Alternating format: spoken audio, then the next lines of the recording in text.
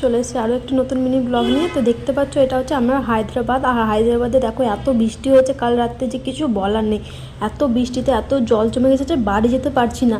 দোকান থেকে ছুটি হয়েছে পার্লার থেকে বাড়ি যাবো কি করে, হাঁটু অবধি জল। এরকম পরিস্থিতি আমি হায়দ্রাবাদে কোনো দিন দেখিনি যে এরকম পরিস্থিতি। সব মানুষজন, আমি এখানে দাঁড়িয়ে আছি আর বৃষ্টি, বাইরে বেরিয়ে পড়েছে আর এত বৃষ্টি।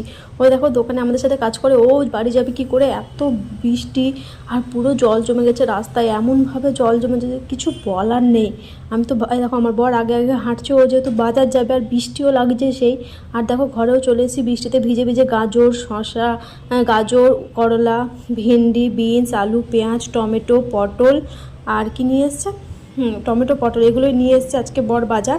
আর বৃষ্টিতে যেহেতু বাজার পায়নি তো তার জন্য এগুলোই নিয়ে এসছে। আর রাত্রেবেলা রান্না করেছিলাম খিচুড়ি, অনেক লেট করে এসেছি ভিজে ভিজে, তার জন্য ঠান্ডার মধ্যে গরম গরম খিচুড়ি খেয়ে নিচ্ছি। আর আমি খেতেও বসে গেছি, বরকেও দিয়ে দিয়েছি, দুজনের জন্য বার করেছি।